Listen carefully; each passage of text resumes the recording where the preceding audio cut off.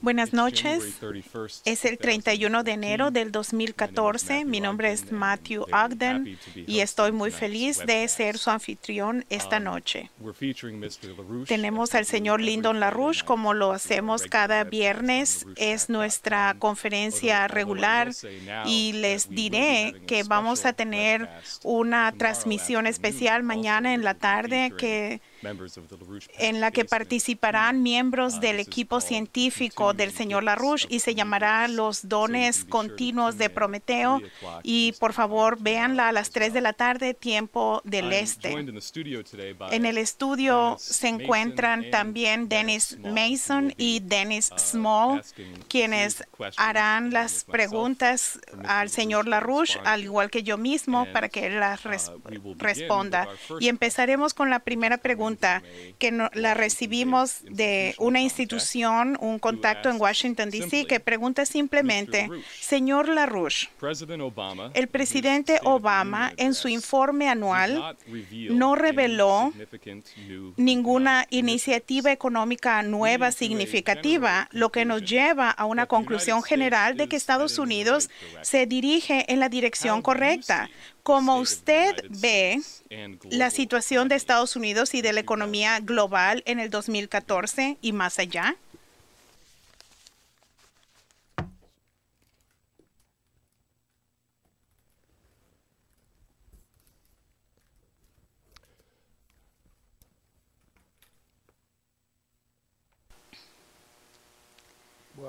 Bien, primero, el informe anual principalmente fue pura basura o mentiras. Con eso, usted puede olvidarse del presidente y la cuestión de lo que él vaya a hacer. Lo que él dijo, lo que dijo que iba a hacer en su discurso fueron mentiras en su mayoría o cambio de tema estúpida que no tiene nada que ver con la realidad, excepto un dictado del servicio militar que se presentó de una manera de muy mala manera. Y porque se le promovió, pero me repugnó porque pero esto fue una distracción que usó el presidente para quitarle el mal sabor de la boca a todo lo demás que hizo, y eso también fue de mal gusto. Se debe tener respeto para la gente, no se le debe tener lástima porque son inválidos. Se les debe tener respeto tomando en cuenta lo que necesitan. Ahora volvamos a la realidad. El discurso del presidente, si tuvo algo de contenido, fue pura mentira. Nada de lo que dijo fue verdadero. Era puras fantasías, y me da miedo que si este presidente actual continúa en su puesto, temo que mientras continúe en la presidencia, porque yo sé lo que es y sé lo que no es. Para lo que es bueno es jugar básquetbol entre un lado de la Casa Blanca, que es la parte, y se la lleva rebotando la pelota y va a la zona oficial de la Casa Blanca. No tiene mucha sustancia esta criatura, pero primero que nada es un mentiroso. Estados Unidos, desde el asesinato de John F. Kennedy y la inauguración de la guerra contra Indochina que lanzó Estados Unidos, no debimos haber entrado a esa guerra, y hasta MacArthur dijo que no debemos hacerlo, y Kennedy no iba a permitir eso, y querían una guerra, así que le dispararon a Kennedy. Y si uno ve los registros, no es la primera vez que el presidente de Estados Unidos ha sido asesinado. Y estos asesinatos nunca fueron en contra de gente al azar. Hacen un cuento de que algún loco anda suelto, pero esto nunca fueron creados por tontos. La evidencia era que fue un asesinato planeado dirigido por la monarquía británica. Cada uno de esos asesinatos, y hay una prueba al respecto en cada caso. La más notable fue, por ejemplo, el asesinato de Abraham Lincoln, y tenemos otras. John F. Kennedy fue su hermano, que iba a ser nombrado, recibir la nominación como candidato demócrata para la presidencia, fue asesinado también. Y fue uno de los presidentes más importantes a finales del siglo XIX. Fue también asesinado para que entrara un individuo que era en verdad un títere. Él era el sobrino del individuo que organizó la oleada de asesinatos desde Gran Bretaña a nombre de los confederados. Esa es la historia. Si uno quiere saber que tenemos malos presidentes, yo conozco los registros de cada mal presidente, cada presidente malo. Y yo conozco perfectamente a cada presidente, no personalmente, pero los he estudiado en detalle. Conozco su historia. Es una de mis especialidades. Y si toman la lista y vamos a publicar un informe a final de esta semana o la próxima semana, y yo informo, se dan cuenta cuán pocos presidentes de Estados Unidos fueron, que en realidad no fueron traidores en contra de Estados Unidos, que tan poquitos. Vean la lista de presidentes y encontrarán que Jackson, y vean a toda la lista de presidentes. Jefferson fue un vago, arruinó a Estados Unidos. Y él conspiró con un agente británico que fue un asesino, que asesinó a Alejandro Hamilton, etcétera. Así que el problema es que Estados Unidos siempre ha sido maldecido por el hecho desde entonces, desde el gobierno de Washington, desde ese momento.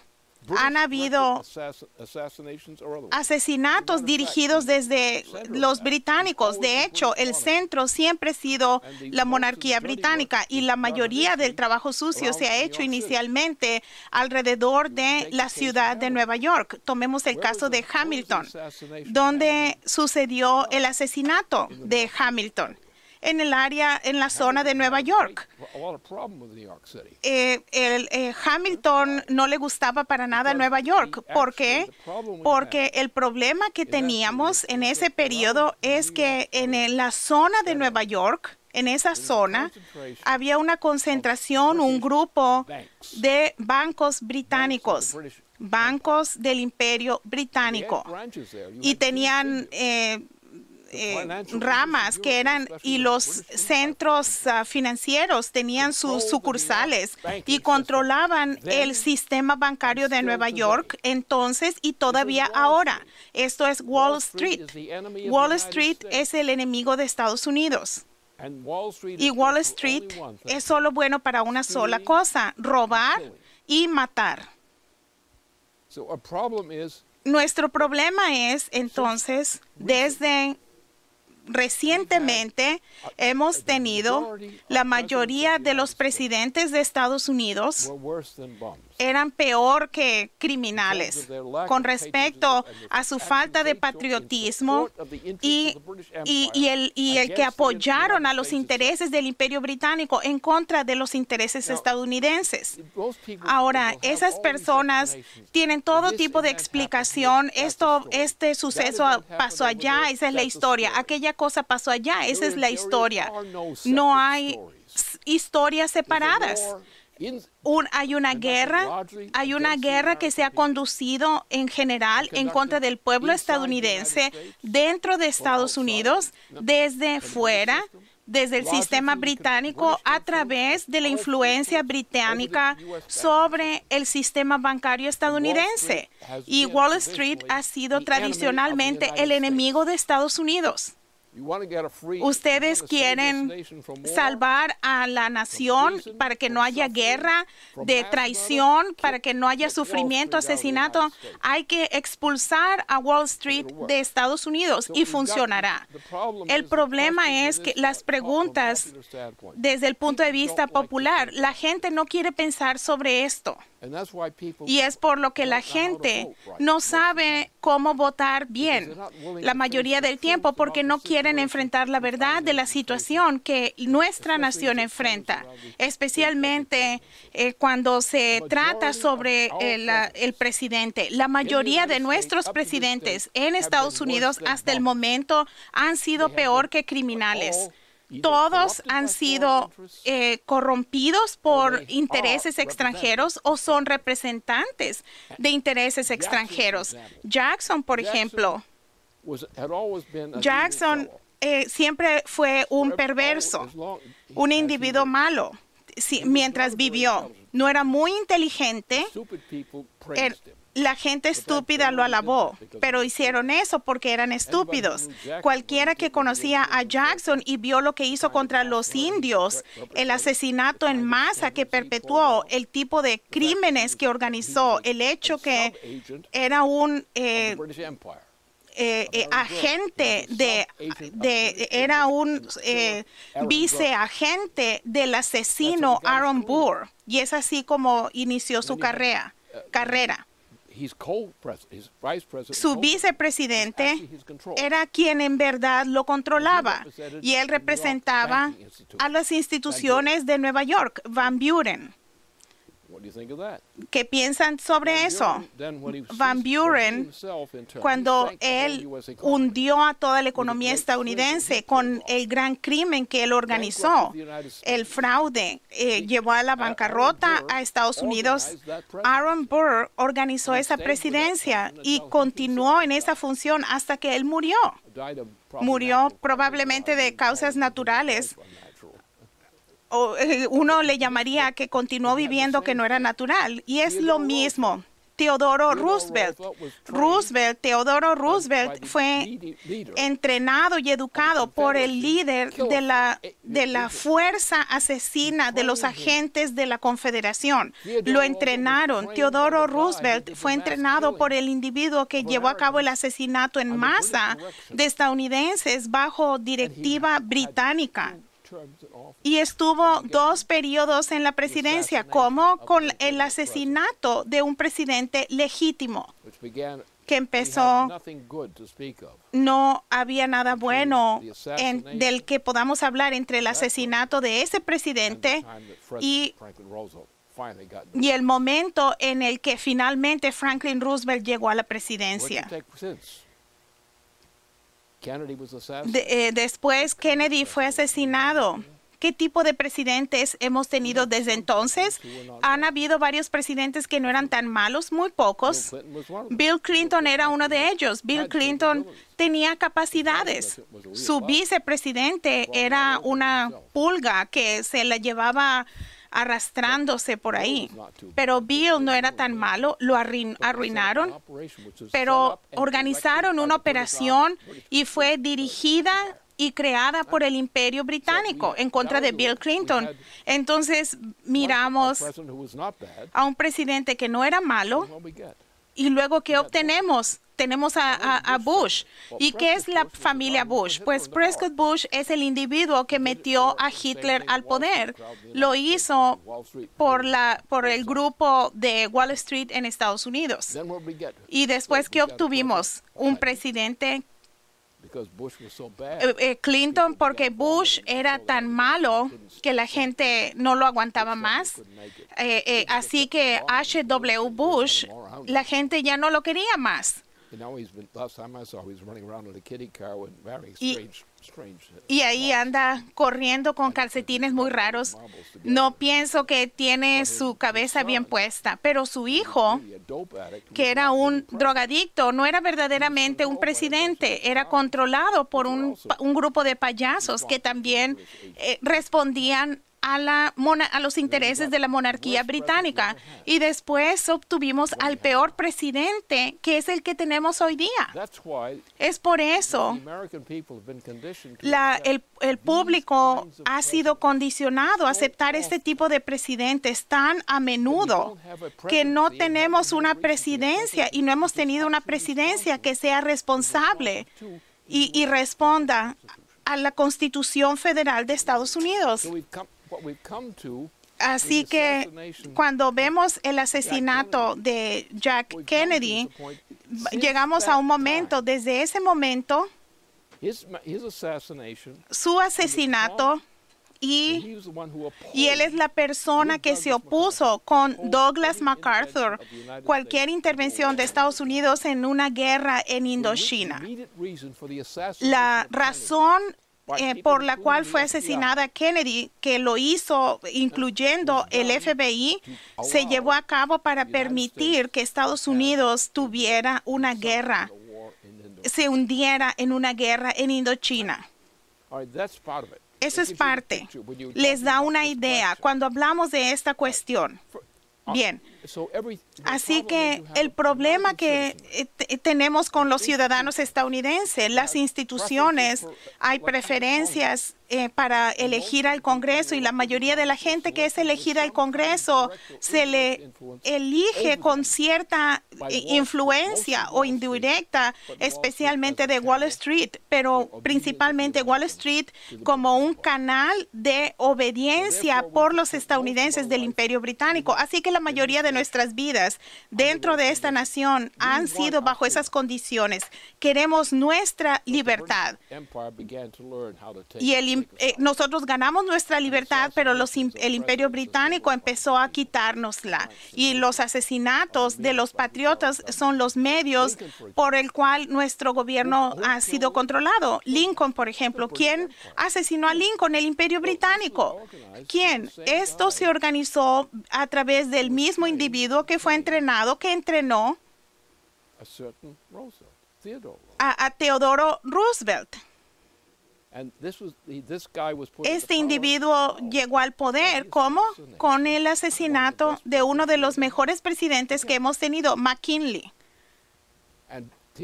Y Theodore Roosevelt implícitamente participó en organizar este asesinato. Y eso es lo que tenemos, eso es lo que representa Bush. No es el presidente, es nominalmente un presidente, es un payaso. Él llegó en su puesto, no tenía una perspectiva política para nada, pero hubo un momento que todos conocíamos, que estábamos bien informados, en donde un estadounidense que vivía en el Reino Unido, un agente británico, ella regresó a Estados Unidos y se fue a la zona de Chicago, y ella era parte de un equipo que tomó a esta criatura buena para nada, Obama, y llevaron a cabo un fraude con el apoyo de agencias promotoras de las drogas del Imperio Británico para llevar a Obama a la presidencia. ¿Cuál fue su función? Su trabajo es darnos a alguien que no era un presidente. No es un presidente, pero ocupa ese puesto y funciona bajo dirección de Londres. No es un patriota de Estados Unidos. No creo que él sabe que es capaz de saber si es presidente o no, pero es una personalidad muy pesada y no tiene nada de cerebro. ¿Lo vieron? En su informe anual esta semana, vieron su discurso, que es la peor pieza de incompetencia de basura que se haya presentado, que tal vez un Andrew Jackson hubiera hecho eso. De todos los presidentes cuya discursos, informe anual, el de él ha sido el más despreciable, y todo lo que ha hecho Obama es una total mentira, y no había nada de contenido en ese informe que tuviese alguna cualidad, no había sustancia, pero era basura en lugar de tener algo de sustancia. Cuando hablamos de este tipo de cosas, debemos adentrarnos, especialmente ahora, cuando estamos en un momento donde todo Estados Unidos está en peligro. Estamos en un punto que estamos al borde inmediatamente puedo estimar entre ahora y en marzo, estamos a nivel global preparándonos para una guerra termonuclear global que se llevará a cabo, y ha programado que sea una guerra termonuclear, y una guerra termonuclear se prepara. para que sea una guerra termonuclear, por un lado, entre la región del transatlántico y la región eurasiática. Y lo que vemos allí junto a Rusia en Ucrania, vemos el conflicto. El conflicto es un preludio para una guerra termonuclear que se intenta, que quieren que se pelee. Por un lado, con ayuda de todo Saudi Arabia y otros, una pelea que se luche como una guerra termonuclear desde el principio entre la región del transatlántico, que es una potencia imperial británica, y por otro lado Eurasia, no solamente Rusia, no solamente China, India, etc. Y en medio de esto hay toda esta promoción del terrorismo que empezó desde la guerra de Chechenia en el Cáucaso Norte, y esta zona es todavía el centro. Y la guerra allí la llevan a cabo ¿quiénes? Los nazis, porque el régimen nazi con el apoyo británico, las fuerzas de la Stasi y de esa zona, y se convirtieron en nazis permanentes, y los grupos que están llevando a cabo las protestas, hoy día ese grupo es una organización nazi. Todavía tiene los símbolos. Era cuando los padres de estos individuos eran todos nazis. Entonces tenemos al Imperio Británico que de nuevo están usando a los nazis en contra de Rusia. Y Estados Unidos, bajo esta presidencia, es un cómplice de todo este asunto sucio. Así que la cuestión es, estamos ante una guerra global termonuclear. Por un lado está la región del transatlántico, Estados Unidos, etcétera, y la Europa occidental, por un lado. Y en el otro lado, la zona eslávica, Rusia en particular, Ucrania es parte de esto, China es una potencia principal, India es una potencia principal. Y por lo cual hay estas dos regiones del planeta que están armándose y movilizándose y están en los juegos preliminares a una guerra. Estamos en el momento en que una guerra verdadera ha empezado, una guerra termonuclear ha empezado por las acciones que se están tomando para prepararse de esta guerra, y estamos en el conteo final entre ahora y principios de marzo, para el cual una guerra termonuclear bajo las condiciones presentes podría suceder. Así que la cuestión es, ¿cómo lo detenemos? ¿Cómo evitamos que suceda? Las dos cosas que debo decir al respecto. Primero es, saquemos a Obama de la presidencia. Es un mentiroso, no es bueno, es simplemente un agente del enemigo. Él tal vez sea un tonto, pero la historia es de que ya no es útil. Si sacamos a Obama de la presidencia a través de un enjuiciamiento, y todas las condiciones para el enjuiciamiento existen, si se le sacara, yo creo que eliminando el control británico del gobierno estadounidense, como representa Obama, podríamos crear una situación donde ocurrirían otras reacciones y Estados Unidos rehusaría ir hacia una guerra termonuclear. Mientras Obama sea capaz de continuar su papel en el liderazgo de Estados Unidos, nos encabezamos a una guerra termonuclear de destrucción mutua. Por lo que cualquiera que trata de que Obama continúe en la presidencia, no es el Imperio Británico quien lo controla, pero para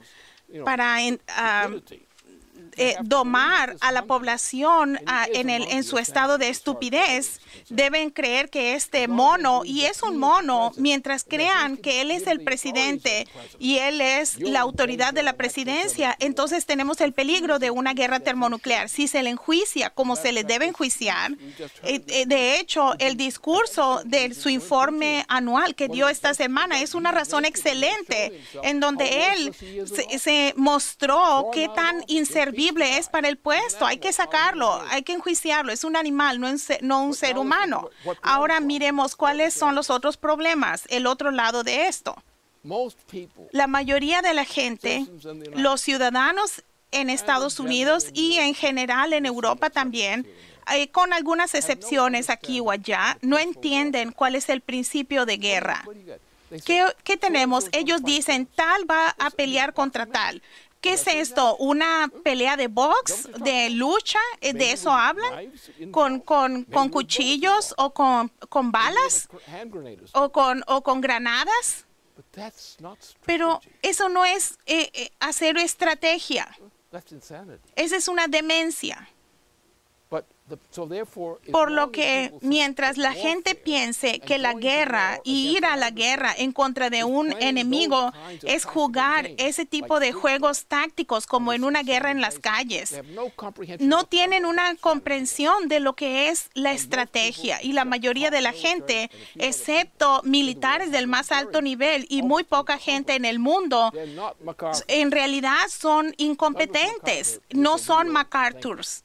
MacArthur era un verdadero pensador y hay otras personas que eran verdaderos comandantes y entendían lo que era la estrategia, pero la estrategia no es necesariamente una guerra. La guerra va a surgir para volverse un tema de estrategia, pero la estrategia es la manera en que organizamos la especie humana en el planeta en su totalidad, o solía ser que en algunas partes del planeta eran regiones relativamente aisladas, sin transporte, y había una guerra en donde y se extendía la zona que era una zona estratégica, pero en gran parte el sistema de comunicaciones había una relación muy pobre de relación estratégica. Por ejemplo, tomemos el caso de Europa y Eurasia como tal y comparémosla con lo que se convirtió en Estados Unidos. Casi no había una relación estratégica a través del océano, y en el Océano Pacífico lo mismo. Lo que sucedió con la sociedad moderna y la movilidad de la gente, ahora todo el mundo se convierte en el centro de una guerra potencial, y en estas circunstancias la cuestión de estrategia se convierte en una estrategia militar, y al mismo tiempo la estrategia se convierte en una estrategia económica y no solamente militar, se convierte en una estrategia económica y cultural. Cómo las naciones se comunican, están de acuerdo, cómo sus economías se conectan, cómo se tiene impacto en conexión de una con otra. Cualquier territorio en la superficie del planeta Tierra que tenga tal integridad es global. Es estratégico. Si tenemos una zona del mundo que no tiene conexiones fuera de esa área limitada, también es estrategia, pero no es una estrategia global, pero es estrategia también.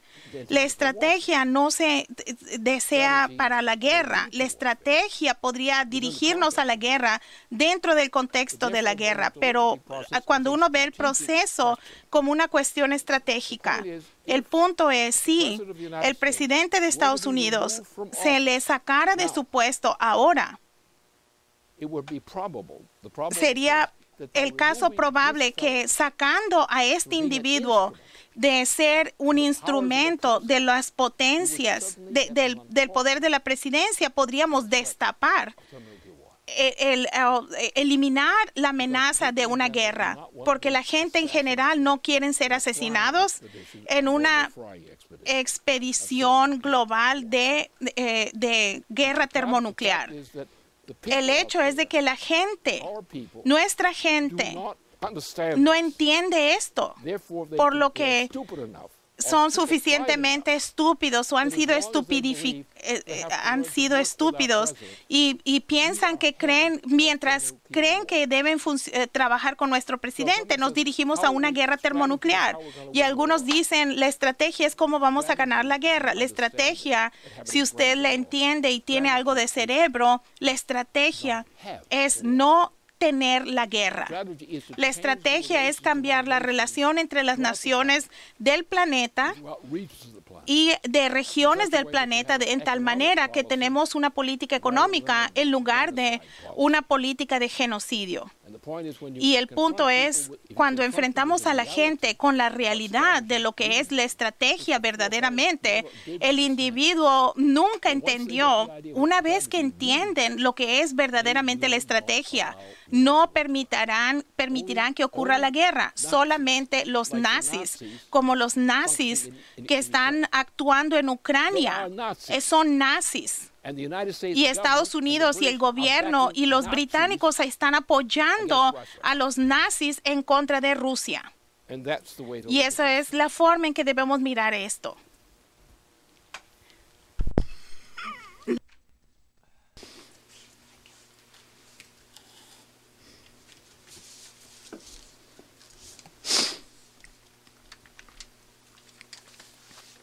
Bueno, déjeme rellenar un poquito en cuanto al tema de Ucrania. Como acabas de decir y como recalcaste durante una conversación que tuvimos el lunes con la Comisión Política de la RUSPAC, tú recalcaste el lunes que la amenaza que hay en Ucrania no es una amenaza de una guerra civil, algo que se limita a la ubicación geográfica de Ucrania, sino que esto es una amenaza de guerra mundial, que esto sería el punto de encendido de la Tercera Guerra Mundial. Lo que dijiste es que esto no es una guerra civil, es la etapa avanzada de una guerra termonuclear entre dos bloques del planeta. Eso es lo que encaramos. Desde entonces, desde el lunes, más gente ha empezado a reconocer exactamente lo que tú has dicho, de que lo que implica el caos en las calles de Kiev es este peligro de una guerra mundial. En un artículo que apareció el miércoles en el Guardian, titulado en Ucrania, oligarcas fascistas y la expansión occidental es el corazón de la crisis. Desde la noticia que nos cuentan de lo que está ocurriendo en Kiev es verdaderamente muy poco relacionada con la realidad. El autor Shelley Smith advierte que la línea de decisión en Ucrania tiene el potencial de atraer las potencias extranjeras y llevar a un choque estratégico. De continuar la intervención de afuera es una provocación y peligroso. En un artículo que también salió esta semana en la revista alemana Cicerón, un tipo llamado Alexander Rohr, que es un experto en cuanto a Rusia, dice que hay un peligro en dividir a Ucrania en dos mitades, que es lo que se está hablando abiertamente.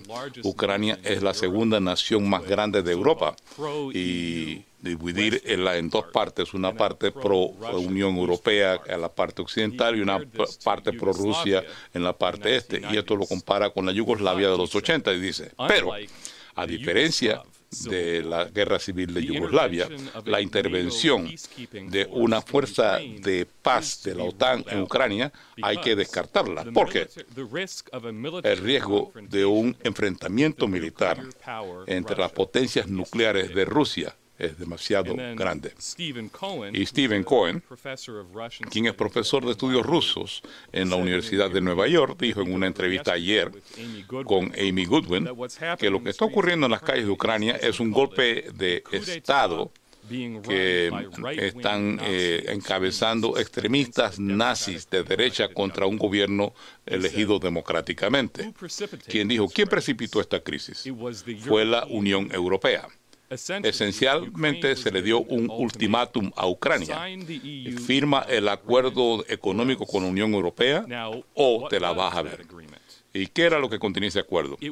Hubiera sido una catástrofe económica para Ucrania. ¿Qué ofreció la Unión Europea? Las mismas políticas de autoridad que están asolando a Europa, nada más. Aún más, si usted lee los protocolos de la oferta que le hizo Europa a Ucrania, hay una cláusula grande sobre la cooperación militar. En efecto, dijo Stephen Cohen, al firmar este acuerdo, Ucrania tendría que ceñirse a las políticas militares de la OTAN. ¿Qué hubiera significado eso? Eso significaría crear una nueva línea divisoria de una guerra fría que anteriormente quedaba en Berlín, pero sería en medio de la civilización eslava, en la misma frontera de Rusia. Finalmente, hoy, Sergei Glasiev, a quien tú conoces muy bien y quien es un asesor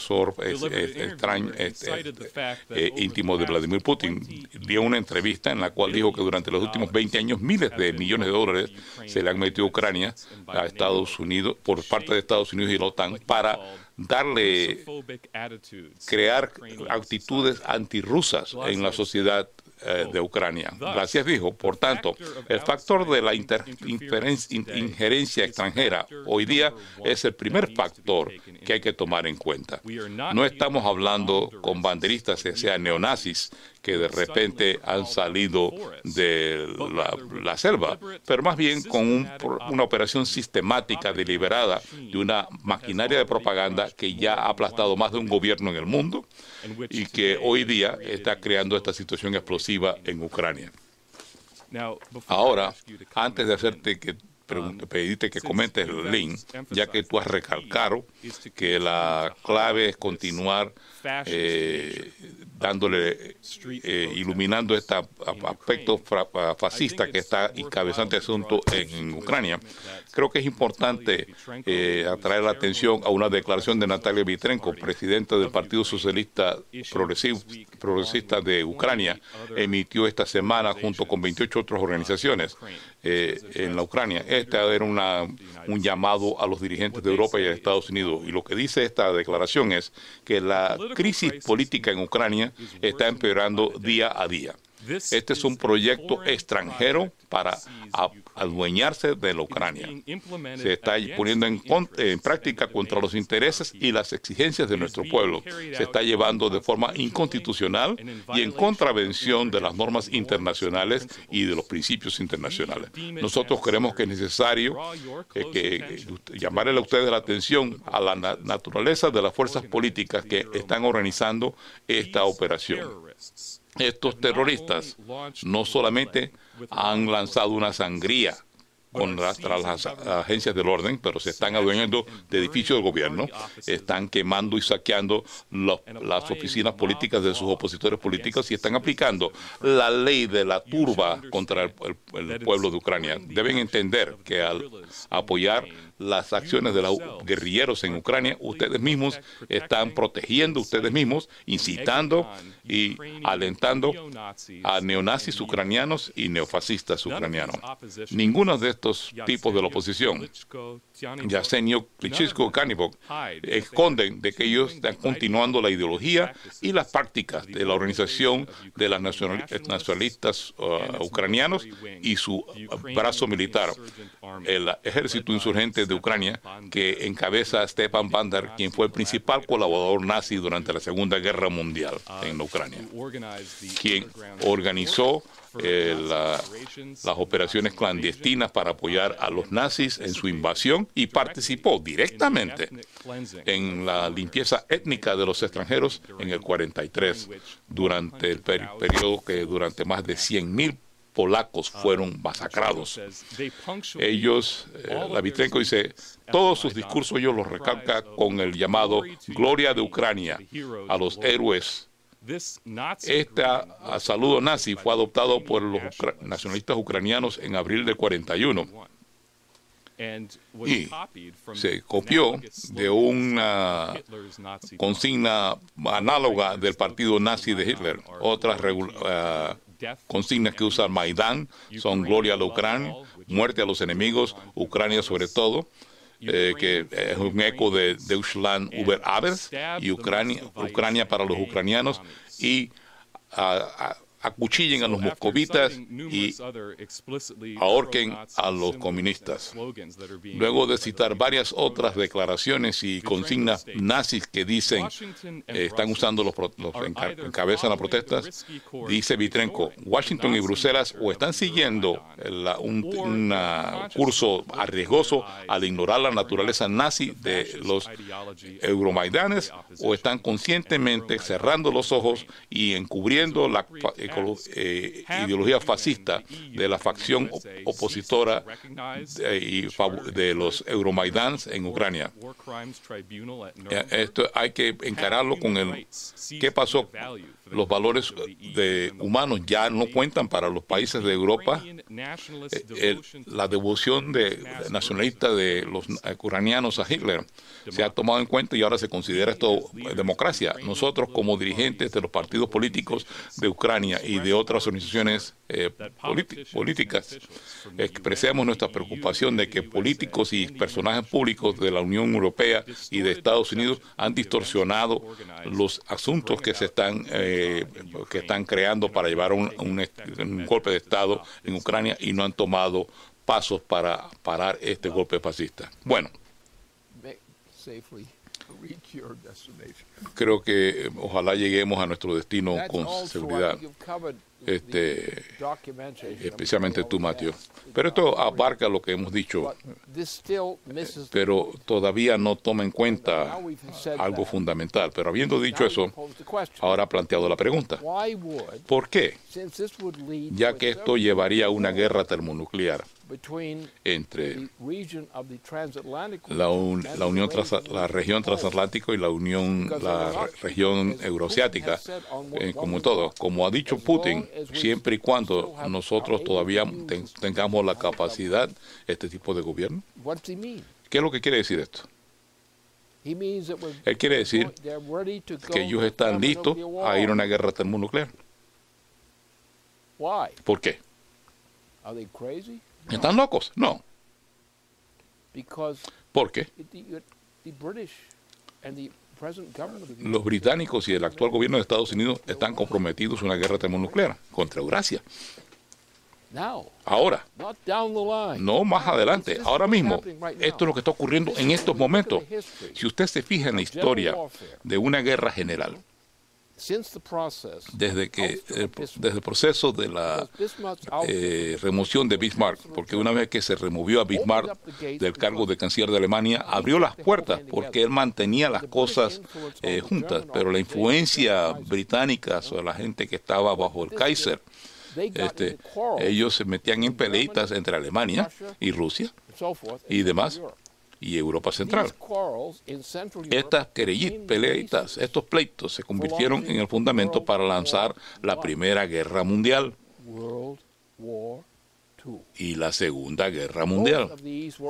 Ambas de estas guerras fueron organizadas por el Imperio Británico.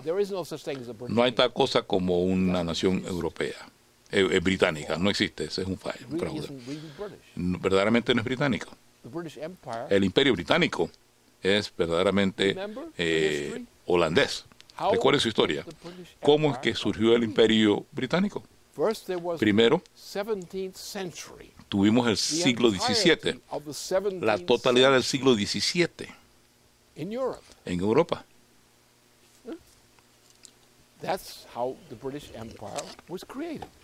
Así fue que se creó el Imperio Británico. Luego, habiendo hecho lo que su maldad sobre las personas del siglo XVII, los holandeses invadieron, cruzaron el canal de la Mancha y entraron a Inglaterra y empezaron a masacrar a los irlandeses. Así que los holandeses que controlaban todo crearon desde adentro un país títere que se llama el Imperio Británico. ¿Qué está ocurriendo ahora? El Imperio Británico domina al mundo. Estados Unidos se encuentra tullido porque nuestros presidentes son agentes británicos o idiotas que no saben qué es lo que es una nación. El presidente de los Estados Unidos es un agente británico. Es parte de un imperio, un sistema imperial. ¿Cuáles son las condiciones de una guerra? Seamos estratégicos, no seamos chismosos. Las condiciones son de que tenemos dos potencias sobre este planeta. Cada una de estas potencias tiene capacidades termonucleares y está listo para iniciar, lanzar una guerra termonuclear. Ambas partes están listas, que no van a esperar a que la otra parte los ataque primero. Van a atacar, en efecto, de forma simultánea. ¿Y qué va a cumplir eso? Bueno, veamos la monarquía británica. Vea a la emperatriz. La tercera o la segunda, como ya lo se llama, Isabel la segunda. Creo que la tercera viene. ¿De qué se trata esto? Bueno, la reina ha sido muy clara. Desde su expedición a Copenhague, ella dijo que ella quiere reducir la población del planeta de 7.000 millones de personas a menos de 1.000 millones de personas. De eso es que se trata esta guerra. Esta es la política de Zeus. Si usted no conoce su historia y no sabe lo que significa Zeus y cuáles son las políticas como las plantea Esquilo, de eso es que se trata. El Imperio Británico dice, tenemos demasiadas personas sobre este planeta, que fue lo que dijo Zeus. Zeus hasta se jactó de exterminar a la gente y exterminar a todos los pobres. Pero eso es lo que quiere hacer la reina. Eso no es solamente una idea de la reina. No es que ella es una persona loca. Tal vez sea loca, pero no es ese tipo de locura la de ella. Es la locura de una oligarquía. Es la locura que vemos en Wall Street, que es un eco de este tipo de locura. ¿Quién pide la despoblación de Estados Unidos ahora mismo?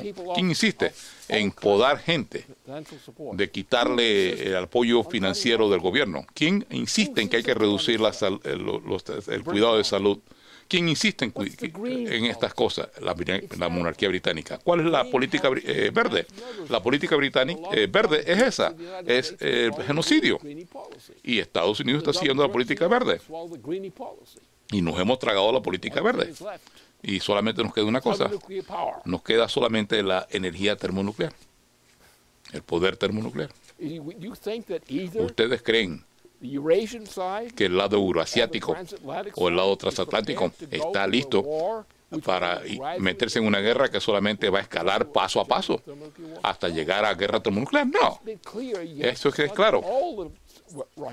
Usted tiene que estudiar todos los escritos de todos los gobiernos sobre este tema.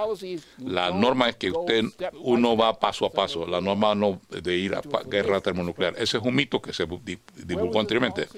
¿Dónde se empezó esta política? La empezó Winston Churchill. Y los desgraciados que lo controlaban. Esa era la norma que se le impuso al gobierno de Truman al terminar la Segunda Guerra Mundial. Y Truman no era otra cosa que un pelele de los británicos. Él nunca fue nada distinto. Él siempre fue. Lo reclutó Wall Street. ¿Cuál es el peligro de esto en Estados Unidos? Wall Street. ¿Quieren paz? Eliminen a Wall Street. Porque si se elimina Wall Street, entonces podemos fácilmente desalojar a Obama del cargo y ya no habrá un presidente sucio como Pelele para organizar la guerra, porque el pueblo de los Estados Unidos, probablemente el 80%, por lo menos 60%, por lo menos, del pueblo de los Estados Unidos no quiere guerra y hará lo posible para evitarla. Saquen Obama del cargo, y entonces eliminemos a Wall Street en tanto poder y vamos así recuperamos el país. Y Rusia y China no tienen ningún interés, son potencias crecientes en términos de potencias económicas crecientes, a diferencia de ese mentiroso que dijo que la economía está mejor que nunca. Es el peor mentiroso del mundo, el mentiroso más empedernido del mundo, porque Estados Unidos en este país se encuentra presente en su nivel más bajo de lo que ha sido el descenso del país desde que el asesinato de Kennedy. Desde que asesinaron a Kennedy, el minuto empezó esa guerra en Indochina. El país, Estados Unidos, la economía de Estados Unidos, pese a lo que dijo ese mentiroso que llamamos presidente, de hecho Estados Unidos, en términos de normas físicas real per cápita, la economía de Estados Unidos ha estado en un proceso de descenso todos los días. Desde el primer día de la intervención en Indochina, la economía de Estados Unidos ha ido cuesta abajo, abajo, abajo. Y la política verde ha sido la política que ha catalizado la destrucción de las mentes y ha reducido los ingresos del pueblo estadounidense. Si usted saca este factor, entonces podemos recuperar nuestra nación. Eso no significa que nos amenaza China ni Rusia. Eso significa que el mundo en su totalidad no quiere guerra. No quiere guerra termonuclear. Quieren tener hijos. Quieren que su vida signifique algo. Quiere que su vivir crea otra nueva generación y una generación después de eso. Quiere una oportunidad para desarrollar las cosas, para pasar del descenso y de la desesperanza y a una recuperación. Eso es estrategia. El problema es que tenemos demasiada gente que usa la palabra estrategia y no tiene ni la menor idea de lo que significa.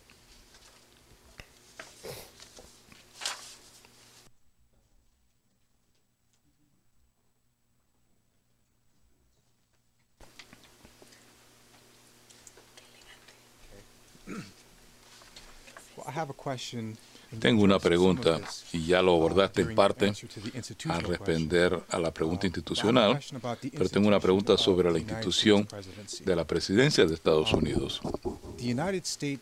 Estados Unidos ha sufrido de dos periodos de George Bush Jr. y estamos ahora mismo en el segundo periodo de Obama, que amenaza nuestra existencia misma y amenaza una guerra que nadie podrá sobrevivir. Como tú acabas de señalar, ni Bush Jr. ni Barack Obama fueron los autores de sus propias políticas. Sirvieron y sirven Obama como un conducto para la política imperial británica. No hemos tenido presidentes que han actuado en el interés del pueblo de los Estados Unidos desde Clinton y desde Reagan.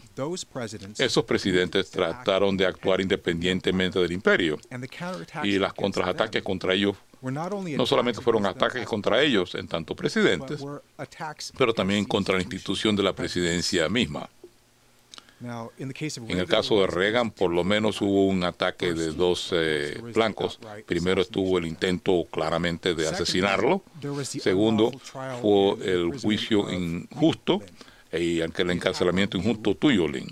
El ataque contra tú como un ciudadano independiente que había sido invitado a participar en establecer la política de Estados Unidos por parte del propio presidente de los Estados Unidos. Fue un ataque contra la institución de la presidencia, contra cualquier presidente que se atreviera a haber hecho esa cosa y contra cualquier ciudadano privado que tratara de crear un estadismo en esa capacidad. El presidente Clinton creo que fue el último de los presidentes recientes que ha actuado independientemente a favor del pueblo. Cuando le crearon el escándalo, le estaba tomando pasos para establecer una nueva arquitectura financiera siguiendo los lineamientos que tú has estado planteando, un nuevo Bretton Woods, y fue atacado por ello. El ataque contra Clinton ha tenido un efecto corolario. No solo el ataque contra un presidente individual, sino un ataque contra la presidencia en tanto institución. O sea que el juicio político, que es la herramienta más buena para defender la presidencia, ahora se usa con frecuencia cuando hablan de juicios políticos, piensan en un círculo, que fue el circo, que fue el juicio de Clinton.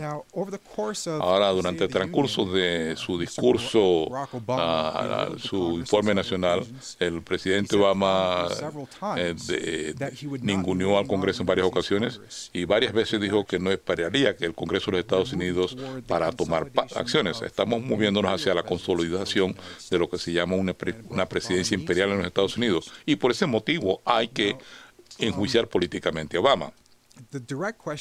La pregunta que te quiero hacer directamente es: ¿qué podemos hacer de la forma más eficaz y eficiente para darle marcha atrás a este ataque y restablecer la institución de la presidencia como tal? No podemos hacerlo, no va a funcionar, no hay forma de que eso pueda funcionar, no es posible. El problema es esto es lo que está ocurriendo en todo momento. Si toman en cuenta la cifra que mencioné esta noche, si toman en cuenta el historial de los presidentes que hemos tenido en Estados Unidos y dice, ¿cuál es la característica que tienen estos presidentes? Dice, mierda. Con muy pocas excepciones. Hay excepciones.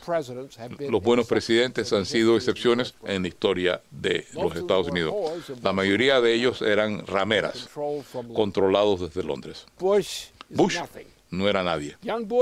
El joven Bush ni siquiera sabía dónde estaban sus pañales. Nunca lo supo. Era un adicto a las drogas. El joven Bush, su papá no era un gran cerebro. Ahora tiene sufriendo.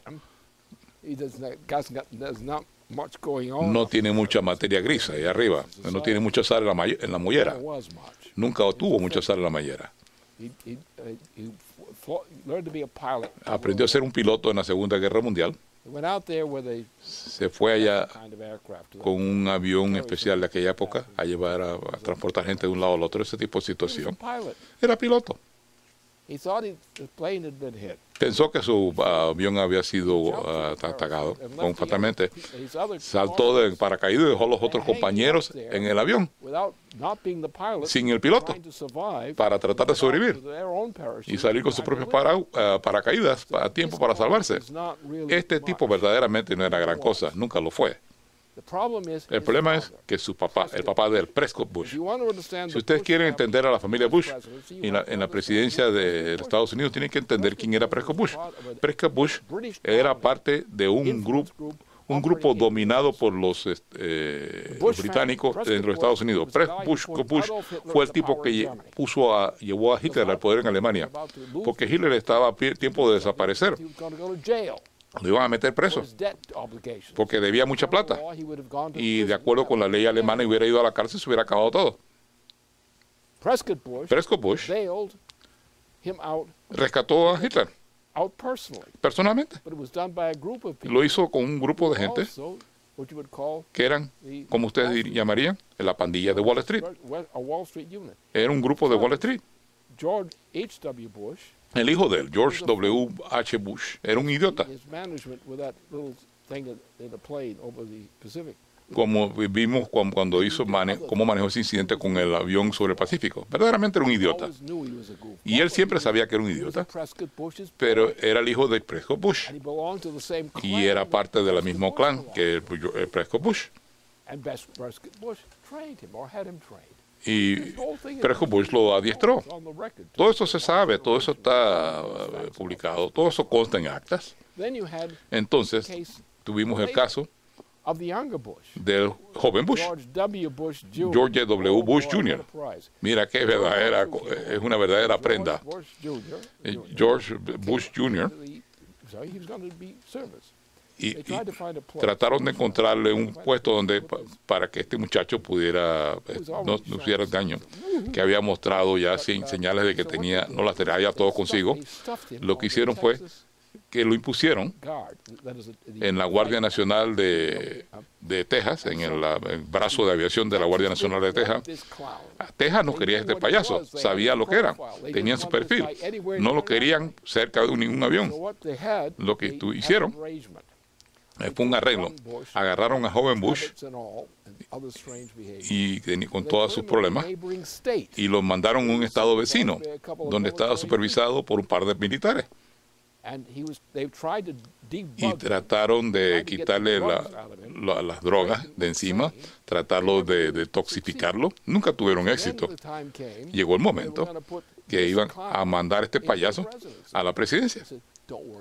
Y dije, no se preocupen, lo vamos a llamar presidente, le vamos a dar el nombramiento, pero él no va a ser el encargado del gobierno.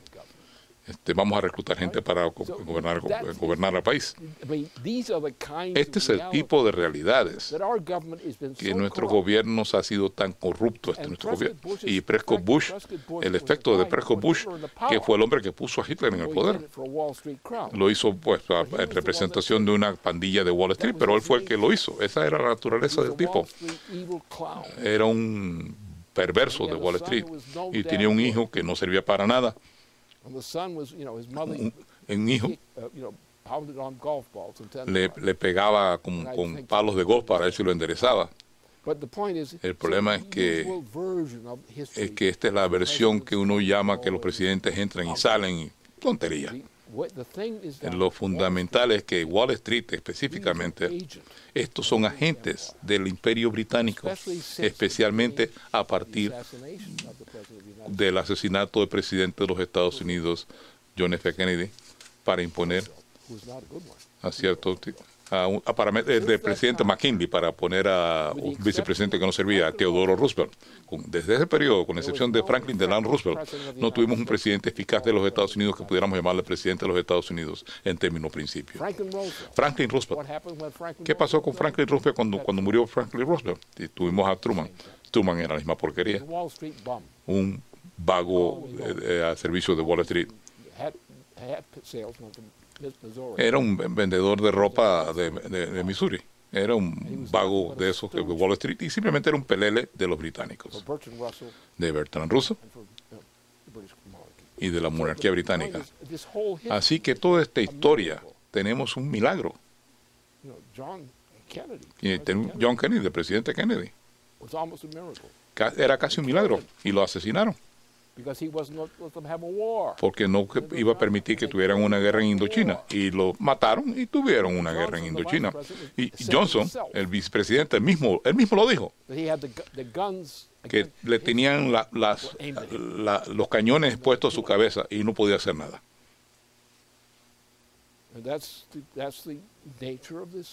Y esta es la naturaleza de este sistema.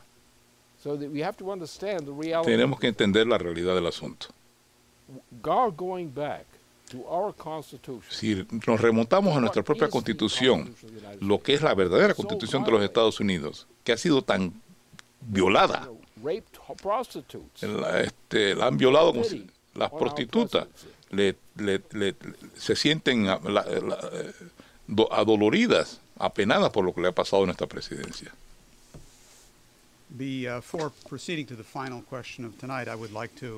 Para continuar con la última pregunta de hoy, quisiera recomendar al público que vean la documentación detallada en la página LaRouche PAC sobre el papel de Londres y Wall Street en el ataque más reciente, un intento de asesinato en contra del presidente de Estados Unidos, Bill Clinton, porque esta operación lo que directamente nos llevó, como entre otras cosas con el asunto de Lewinsky, a la eliminación de Glass-Steagall en 1999, de lo cual Estados Unidos no se ha recuperado, y creo que es muy apropiado que Bill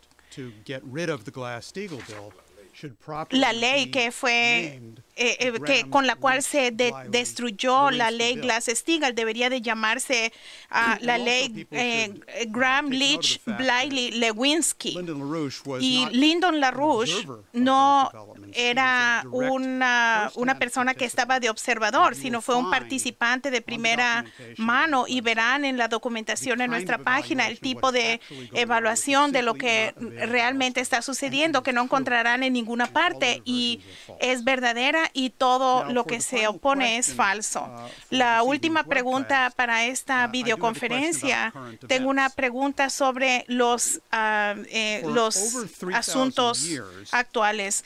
Por más de 3,000 años, Europa ha sido el campo de batalla entre dos grupos rivales. Helga Sepp LaRouche hizo una declaración a principios de esta semana que ha estado circulando ampliamente en Europa en diferentes idiomas, y se llama la Declaración General de Independencia de las Naciones Europeas. En lo que ella escribió, yo cito: la primera tendencia en esta batalla, en esta pelea, es el sistema oligárquico en el cual una pequeña clase elitista dominante intenta imponer sus privilegios sobre la mayoría de la población. La segunda tendencia, el principio republicano, que aspira al desarrollo óptimo de las capacidades creativas de los ciudadanos. Las metáforas adecuadas, ella escribió, para estas dos tendencias como fuerzas históricas son los personajes mitológicos de Zeus y de Prometeo.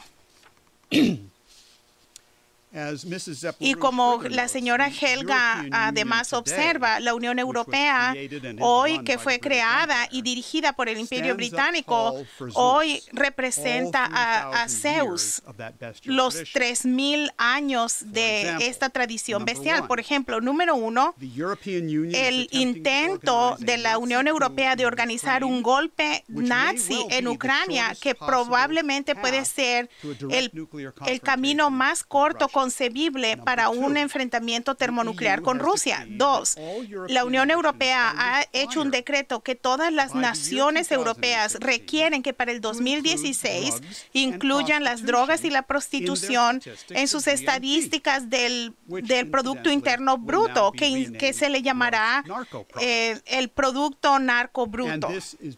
Y esto ya se está adoptando en España. Quisieron ya implementar esto en este año y quieren aumentar su Producto Interno Bruto por 10,000 millones de euros de prostitución y drogas. Número 3, las políticas de la Troika de la Unión Europea han llevado a la destrucción de la economía física de esa región, con el resultado previsto de la despoblación y genocidio, que es algo donde más de 50 páginas rusas y han publicado un documento publicado por la Executive Intelligence Review que presenta la evaluación estratégica de esta política del señor LaRouche. Esta publicación rusa de esta documentación, incluyendo una serie de gráficos que ustedes vieron aquí en este programa de los viernes. Una de esas páginas, Pravda.ru, escribió: el economista estadounidense Lyndon LaRouche dijo que la política demográfica de la Unión Europea es una política de genocidio, y él señaló que para el 2012, por más de 5 años, la población de 14 países europeos ha disminuido en términos absolutos. Y ven ustedes en nuestra pantalla la versión rusa del mapa de la EIR, que muestra ese derrumbe de la población en esos 14 países. Lo vemos en amarillo. LaRouche escribió que esto no es solamente una película de horror, se hizo deliberadamente. El Imperio Británico dijo abiertamente que la población debe reducirse. La forma más fácil y efectiva de hacerlo es reducir la densidad relativa potencial de población a un nivel que no permite mantener el nivel actual de la población. Fin de cita. Y aquí ven en la gráfica en ruso de la gráfica de la densidad de relativa potencial de población, que se ven en azul que la población se está desplomando, y ven el derrumbe de esta población, y lo dicen con toda intención. Y aunque hay varias personas en Europa que se han opuesto a esta locura de Londres, tanto en la política de genocidio económico y el peligro de guerra, muy pocos tienen una solución. Y con respecto a esto, la declaración de independencia de la señora LaRouche es singularmente significativa por esto, porque presenta los puntos más profundos para que sean el centro de la discusión. Y quiero hacer una cita, lo que ella dice, que es un hombre prometeico, es su poder creativo. La oligarquía odia y tiene miedo a los poderes creativos mentales de los individuos libres, que significa el derrotar al gobierno oligárquico. Y la señora LaRouche después continúa: el significado histórico del cristianismo es que venció al sistema del imperio, en principio basado en la noción de capax Dei, la capacidad del hombre de participar en Dios y su capacidad creativa infinita. Fin de cita. Y ella continúa y habla del papel de Nicolás de Cusa y su trabajo científico innovador, que estaba en el fondo de lo que fue la Revolución estadounidense y la Constitución americana aquí en el Nuevo Mundo. Y estos son los principios que se requieren hoy para ganar la batalla por el alma de Europa. Tal vez pueda elaborar sobre el papel de la Revolución americana y de la Constitución estadounidense en esta pelea de 3,000 años. La Constitución estadounidense no fue un contrato. Tal vez tuvo un efecto de reemplazar la idea de un tipo de acuerdo. No solo un acuerdo. Aquí están nuestras políticas. No es eso. Y eso lo hace claramente Alexander Hamilton. Alexander Hamilton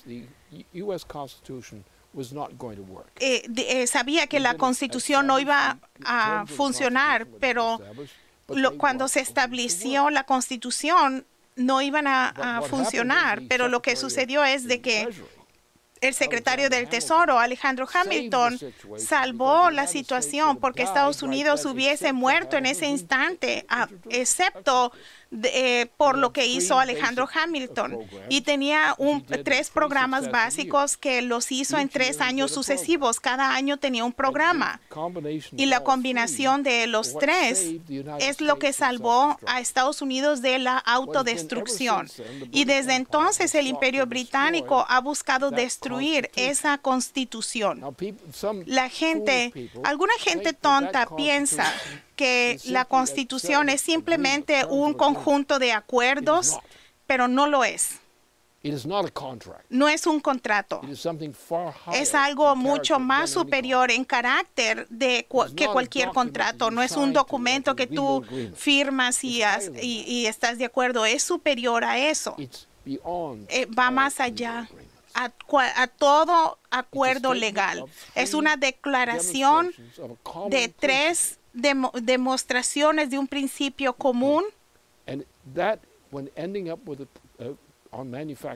y terminando con las manufacturas, que fue su versión de 82. Y no había existido en ninguna parte del mundo antes de ese momento. Lo que hizo, primero dijo, es simplemente una declaración de esto y de lo otro, pero dijo, podemos cambiar esto, eliminar esto, pero también podemos agregar algo más. Y lo que sucedió es que hicieron una mezcla de la Constitución con la interpretación, y Thomas Jefferson, como presidente, fue uno de los primeros en arruinar la Constitución Federal de Estados Unidos. Y hubo más adelante, en los 1820s. Hubieron dos grandes presidentes durante ese periodo. Ellos fueron destruidos con respecto a su poder, todo lo que representaban, todo lo que Alejandro Hamilton había definido que era una función integral de la Constitución. Lo que Alejandro Hamilton hizo le trajo la realidad a la Constitución y era una política integral que era la vida de la nación, el derecho de la gente con respecto a los derechos de la nación, los derechos de la gente bajo la Constitución de ese tipo, los derechos de la nación. Y un acuerdo que Nicolás de Cusa ya había indicado, una noción de principio, no un contrato, un principio. La Constitución estadounidense no es un contrato, es un principio. Es un principio de todos los tiempos.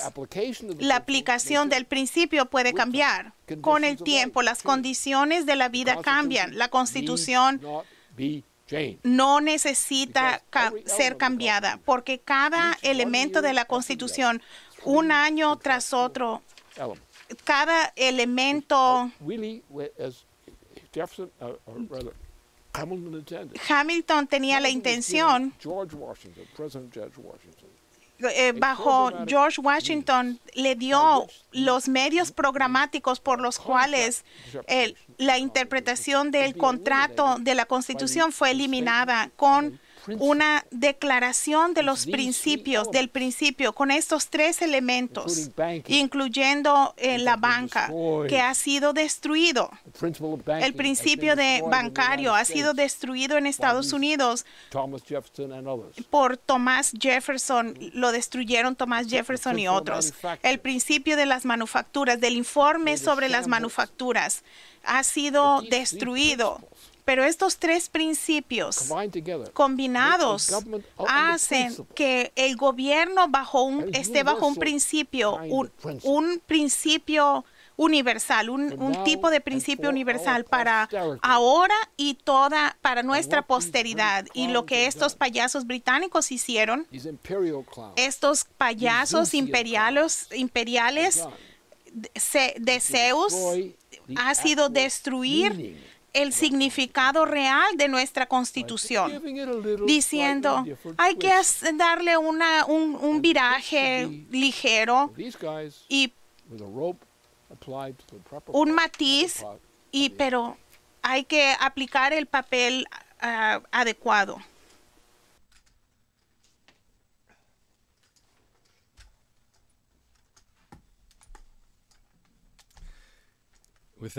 Con eso, quiero concluir la conferencia de hoy. Quiero recordarle a la gente que mañana a las 3 de la tarde en la página larouchepac.com va a haber una conferencia especial del sótano que se llaman los dones de Prometeo, en el cual participarán Cody Jones, Leona Fang Chang